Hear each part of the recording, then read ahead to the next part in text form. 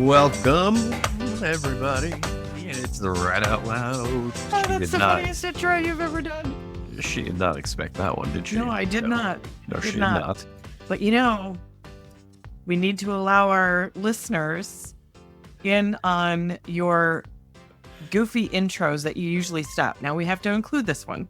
Okay. This has to be a part of the podcast. You cannot edit this one out. All right, fine. Yes, he always starts by doing something funny to make me laugh before we come on. It's usually just my warm-up. Yeah. All right. So, here we go. Welcome. No, see, now you made can't me do laugh. it. Try it again.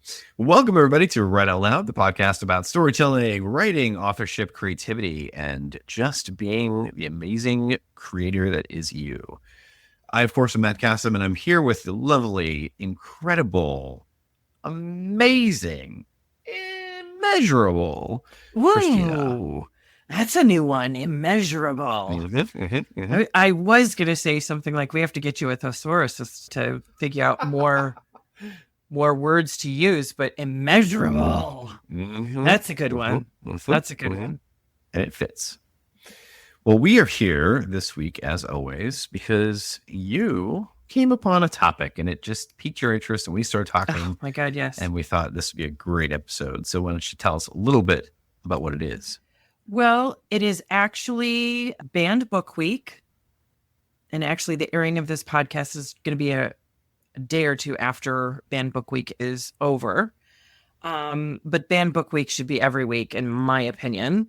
It's an important topic for me because my entire life has been spent being a consumer of books.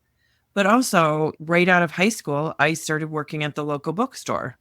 Eventually worked my way up through the offices of Borders and have been connected in some way to the publishing, book buying, writers arena for my entire adult career. And so I've always been very, very passionate about banned books. And in fact, today on Threads, there was a question that was posed on what banned books had the most impact on your life. Mm-hmm. And right away, I can tell you, everybody does this. Okay, like my top 3 books of all time are, and mine just happened to be books that were banned. So The Outsiders by S.E. Hinton, that has been on and off the banned list probably since I was a kid. Even before that, I'm sure it was probably banned, but maybe they didn't ban as many back in the day when that was actually written. To Kill a Mockingbird is another one. These books had such an impact on me that they changed my fundamental beliefs about things. The Outsider actually is the reason why I'm a reader. That was a book that I'd seen the movie as a kid, loved the movie. And so when I discovered it was a book, I went, whoa, dude, I got to read this. And it changed my life because after that, I was buying every book she ever wrote. Mm-hmm. And in fact, played sick for an entire week so I could read them. Nice. And my mother let me. Sure. Years later, I confessed to her and she goes, I know. But she let me because she was just happy I was reading. So, I wouldn't be here without The Outsiders. Mm-hmm. Wouldn't be here. I'd be in another career. I don't know what. The origin story. Yeah, the origin story. To Kill a Mockingbird, that one, I can't even tell you what a profound influence that had on me because at the time I read it, I had no idea that racism existed. I didn't know what it was. Mm-hmm. I didn't know what it was. It wasn't because I was naive or anything like that. I grew up in rural America where I don't even think I had any in high school. Yeah. Not anyone of a different skin tone than white, because it's rural America. I mean, Yep. we have to remember the context. I am nearing 50. So I went to a one-room schoolhouse for kindergarten. Mm-hmm. A one-room schoolhouse. Those existed back then. So that doesn't come out as a surprise, but I was so impacted by To Kill a Mockingbird that that's where I started my education on race and how we treat people and just the entire thing. And the other one is a really recent one, Heartstopper by Alice Oseman. And it's something that I've talked about on the podcast before. For me, it was more Alice Oseman herself. The story is lovely, and I think it's groundbreaking. I think it is fantastic, and it will always be on the top of my favorites list. But it's Alice Oseman herself that impacted me, and her story about being part of the LGBTQIA community, my affiliation with it, all of that. So again, there's probably not a book on my top lists that probably hasn't been banned, because Sure. I think there is so much. I've said this to you before. I believe fiction, especially, is the back door to learning and growth. Mm-hmm. It's education. It is, but it's the back door because it's entertaining. Mm-hmm. You have no idea you're being impacted. When I read To Kill a Mockingbird, I had no idea that I was going to learn something fundamental about myself. Same Sure. with The Outsider. Same with, in fact, I'm going to bring in good old Stephen King. Again, you and I have both said he is a genius at his craft. Mm-hmm. His book on writing is one of the only writing books that I highly recommend. Mm-hmm. He posted this, in 2023, because in the last few years, it's become hugely popular to start banning books again. And this is another one of the reasons why I wanted to delve into this topic today, not just being timely, but it's crucial at this point in writing. So Stephen King on X, not my favorite place to be, but anyway, Steve is there, and he says, "Hey kids, it's your old buddy Steve King telling you that if they ban a book in your school, haul your ass to the nearest bookstore or library ASAP and find out what they don't want you to read." And for me, that says it all. That is why we should talk about banned books. That is the crux of why I do not believe in banning books at all. Period. None. Yeah. You could even talk about the worst books written in humanity, Mein Kampf, Satanic Bible, if you will. I don't know. I've never read it, so I don't know. But the thing is, the minute you start banning those things, who's going to stop the banning? Once you start banning, it doesn't stop. It doesn't stop. And my opinion is, if you don't like Mein Kampf, don't read it. Mm-hmm. Or if you want to know and get into the minds of the people from World War II, the Nazis, read Mein Kampf. I mean, that's how you educate yourself. It might be terrible and hard to read. Oh, it will be. Yeah. But yeah. No, it will But be. my point is, it's still education. Reading Heartstopper, even just a graphic novel, took me down a road that told me something about myself that I would have never otherwise discovered. Yeah, I think it's so important. Matt and I, we talked about this before starting the podcast.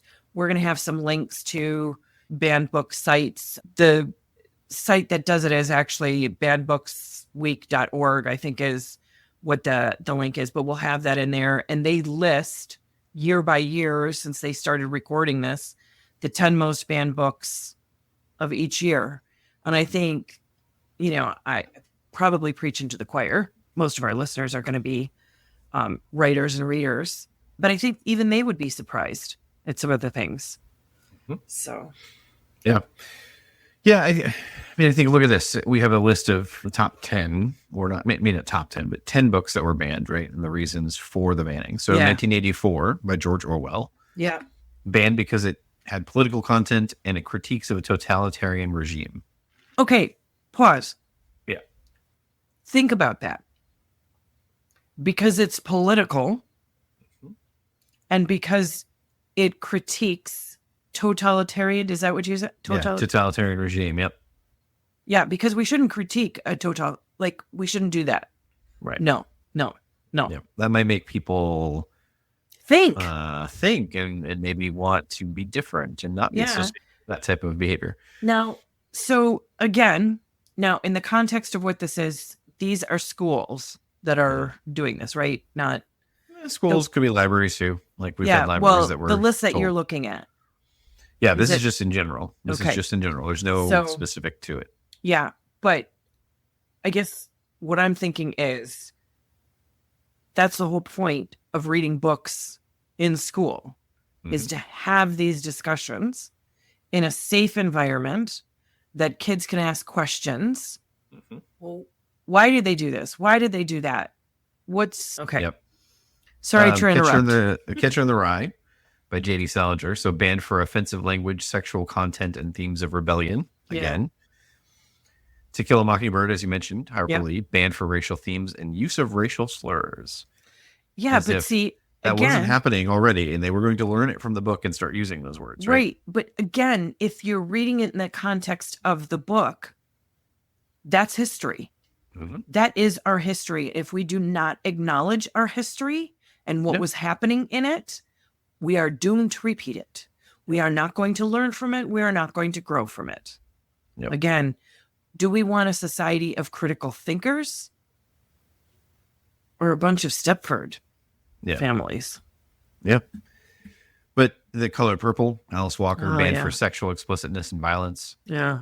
The Great Gatsby, F. Scott Fitzgerald, right? Banned for language, sexual references, and depictions of alcohol use. Why should you use alcohol? Brave New World by Aldous Huxley. Yeah. Banned for themes of sexuality, drug use, and anti-religious sentiments. Like, how dare you criticize religion, right? Yeah. But here's the thing. Like, there's more on the list. I'm not going to go through them all. But I'll say this. Every single time that there has been a move to ban books or exclude them from certain areas, it's literally just moral panic. Yeah. Right? Somebody decides, oh, this is terrible. We shouldn't think like this. And because it's very deeply uncomfortable for them, they start to assign that to other people. And they start to think, well, nope, I don't want them to feel that way. So I'm going to take these books and make it like they shouldn't be. It's inappropriate. It separates people into us and them. It separates people in a way that does not allow for or understanding or ways through conflict. Yep. It's all just that kind of knee-jerk reaction that says, oh, if somebody reads this, they might get an idea and then they might take that idea and run with it. And it's like, well, sure, like that could happen in some situation, right? There could be somebody who reads something and goes, oh gosh, I hadn't thought about that before. That sounds like a great idea. Let's overthrow this totalitarian regime. Yeah. Yeah. But I mean, in general, I don't know about you. Like I read Memoirs of a Geisha and I did not have any desire to become a geisha. Yeah. Yeah. Right. Like the books you read, it's an escape. You do, to your point, you'll have this backdoor to learning. There'll be things that you'll pick up out of the book and things that you'll might maybe identify with, things maybe you won't. Yeah. But it doesn't just automatically mean that because you read something, you're going to start doing that thing. And the thing is that one thing from my perspective as a teenager, drugs and alcohol were, of course, things that they didn't want teenagers doing. But the thing is, the more it was held away from you and secret, like holding it in a secret and all of that, the more curious they get. The more you tell someone no, the more they're like, dude, don't tell me no again, because then I'm going to do it. You know, it's one of those things. The human brain can't handle negative commands. Yeah. It doesn't know how to process a negative command. Don't do that. Like it makes you, it's the same reason why, you know, the little kid, you tell them don't run in the street and they, okay, here I go. Like, yeah. Speaking of kids, so I came across this list of children's books. And for me, as I started reading the list, I got to, and yes, this is truly one of the books, the American Heritage Dictionary was challenged, banned. And for me, that's where I kind of stopped and I was, okay, this is ridiculous. And one of the reasons it was banned was it had used slang words due to its use as a verb in slang. Well, specifically the word bed. Yes. So it's like, I'm sorry, what? Yeah, the other book, I was just like, you know, it's one of the most banned children's authors is Dr. Seuss. And the number one reason is because he uses words that aren't real. Okay. But guess what? Children, especially that age, love the rhyming and repetitious stuff. Okay. That's number one. Number two, it opens up creativity, imagination. And those are two things that every human being should have fostered at a young age. Oh, yeah. You know, creativity. What was it that, I think it was President Bush number 2, so Junior, George W. GW. Yeah. I think he's the one who said it after 9/11. It was the failure of imagination. Why couldn't they stop this terror attack? Because it was a failure of imagination. They couldn't imagine people did this. Okay. Yep. Afterwards, they went to writers. They went to spy novelists and said, how do we do this? Okay. Every person should have the skills of creativity, imagination, critical thinking. This is what these books teach us. It isn't just, okay, To Kill a Mockingbird, yes, it was about race, about injustice, you know, all those things. But at the end of the day, it makes you a critical thinker for the next book that you read. It makes you a critical thinker for the news article that you're reading about something happening in current time. I mean, there's so many things that I could say. Like I said, when this came up, I was just like, this is it. This is what we're doing on the podcast because I'm so super passionate about it. We'll link those children's books too, because it's a ridiculous list. Like Brown Bear, A Light in the Attic. Even Charlotte's Web, right? They said the reason that they wanted to ban Charlotte's Web is because animals shouldn't talk because man is the highest order of like closest to God or whatever. And yeah. Like what? Yeah. But here's the deal, right? Like every single one of these books, every single one on the list went on to become far more popular because they banned it. Yes. Right? It has the absolute opposite effect, is that you want to keep someone's attention away from it. The last thing you should do is be like, yeah, don't look in here. Yes. Don't look in this drawer. Yes. Because everyone's going to want to know what the hell's in the drawer. Yes. And they're going to do whatever they can to find out. So it's just not, you know, what did we call it? Our old buddy Steve says we should run, not walk, to go find out what is in that book and what they don't want us to know. Yeah, absolutely.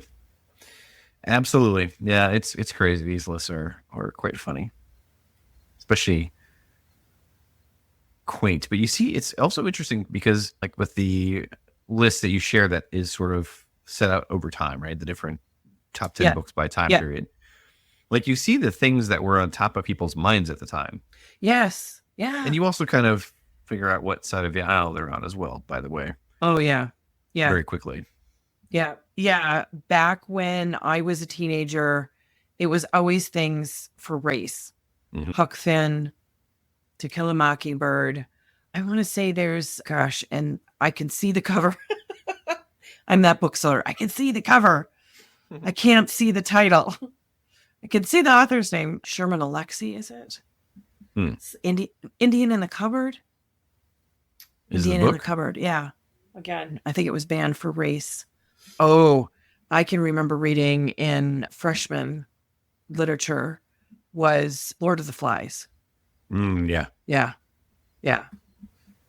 So, yeah, I mean, there's just so many books that, again, Lord of the Flies wasn't probably my favorite book to read, but I still learned from it. I still understood its overall message. And what better place than in the classroom to talk about those things?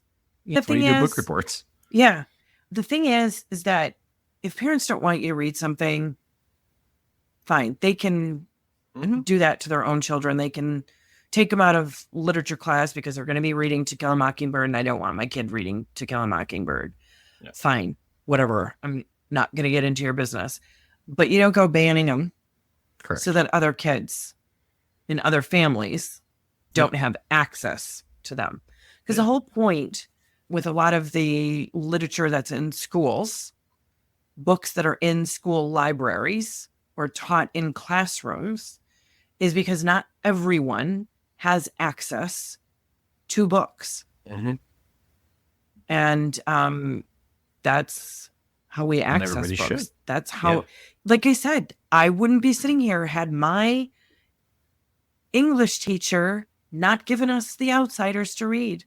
I actually didn't know. I mean, I knew obviously I knew it was a movie because I had seen the movie. I didn't know it was a book until she put it in front of us. Yeah. And I was like, oh my God, I'm so excited to read this. Yeah. I also think it's interesting too, because it goes to a broader theme of a small group of individuals trying to decide for everybody else what they should think or what they should read or what they should look at, right? Like, because it's a small vocal minority that decides they don't want this book around, and maybe for their kids, and they started out with, well, I don't want my kids reading this, so I want it out of the school. It's like, well, no, that's not how this works. You're more, to your point, you're more than welcome to tell your child, no, until you're 18, you can make your own decision, but you're not going to read that book. Yeah. But you don't get to tell other people's kids that they can't. It's just not how it works. Yeah. Or even just taking them out of general libraries too, because some of them become a little bit more than taking it out of school libraries. Okay. I don't agree with it, but I understand school districts, they don't want to make waves, but you can't take it out of the library, the local library. That should be untouched. The librarian should be making that decision. They've all got master's degrees at the very least. You cannot work in a library. Okay, you might be able to volunteer or do other things, but you can't be a librarian without those master's programs. So the bottom line message is read banned books. Read banned books. Like, I love the fact that my local Barnes & Noble has a big table full of banned books. And a placard that says banned books, right? Yep. We used to do that too. Yeah. Go read them. Just enjoy the hell out of them. Yeah. And you might just learn something. You never know. Yeah. And also, I think the message too, just to touch on it, it's a topic for another time, but the idea that fiction is the back door to learning something. So what is something that you've learned as a writer that you can fuse into your books from experience to teach somebody else? And again, it can be entertaining. Yeah. And that's how they suck you in, and that's how you learn something. Yeah. I also think as a writer, don't shy away from the tough subjects. Yes. Like, embrace them. That's life. Yeah. Right. Yeah. Again, broader topic for a different time, but even if you have to find sensitivity readers that are going to help you with the subject matter, that have experience in the subject matter, that have experience with that race, that sexual orientation, that gender, that whateverness, do that. But don't disclude those people from your books because you're afraid to step into it. Absolutely. Like I said, broader subject for a different time. We can't go into Just it now. We don't have read time. banned books, will you? Just read banned books. Just read banned books. Awesome. All right. Well, we're going to wrap it up there. Thank you once again for joining me here to discuss this whole banned books issue. Love it. Great topic. I mean, not great in the sense that it happens, but no, but I think it's great to talk about it. yeah, we got to talk about it. We won't got to be keep it up. silenced. Got to keep it up. Yes. But thank you for tuning in. Very much appreciate that as well. And please, if you haven't had a chance to do so, you know what? Leave us a rating on Apple Podcasts, Overcast, Google Podcasts, whatever. Wherever you get your podcast, leave us a review. It really absolutely does help. Yes. And then send an email to all of your writer friends and readers and put us in your newsletter or whatever. There you go. Or just share an Spread the episode word. with somebody who doesn't listen to this. Right? Share one of our episodes. Your friends will thank you. All right. Well, with that, that's a pretty little bow on that one. Yes. All right. Well, I will talk to you again soon. Oh, sure. But thanks for listening. Bye.